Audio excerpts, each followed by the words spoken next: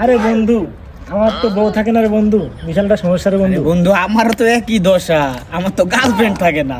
কি করি বন্ধু? আরে বন্ধু কি অবস্থা তোর? এই তো বন্ধু ভালো, বিশাল সমস্যার মধ্যে আছি বন্ধু। কে বন্ধু কি সমস্যা বুঝছো? আমার বন্ধু বউ থাকে না বন্ধু। আর আমার গার্লফ্রেন্ড থাকে না। ও তো এই সমস্যা। আমার তো মনে করো যে একটা বাবার সাথে পরিচিত আছে। তো বন্ধু বাবার নাম কি? কচ্ছপ লেওটার বাবা। চল বন্ধু যাই। বাবা হ্যাঁ বুঝছো। বাবা আমার এই দুই বন্ধু খুব সমস্যার মধ্যে ভুগতেছে, আপনি কিছু একটা করেন। কি সমস্যা আমার বইলা ফেল। বাবা আমার এই দুই বন্ধুর বউ আমার কাছে একটা সমস্যার সমাধান আছে। হ্যান্ডেল মারার গর্জন বইটা রইলো, মেন উদ্দেশ্য হইলো বলি তোদেরকে শোন। হ্যান্ডেল মারার গল্প লিখেছি, বৎস তোদের নিয়ে চাচার বউকে খেয়ে দিল বাতি যায় গিয়ে। চাচা এখন খোঁজ কচ্ছপ লেওটা বাবার বাড়ি কোন হান। বাবা এই বইয়ের নাম কি? বইয়ের নাম হইলো হ্যান্ডেল মারার গর্জন।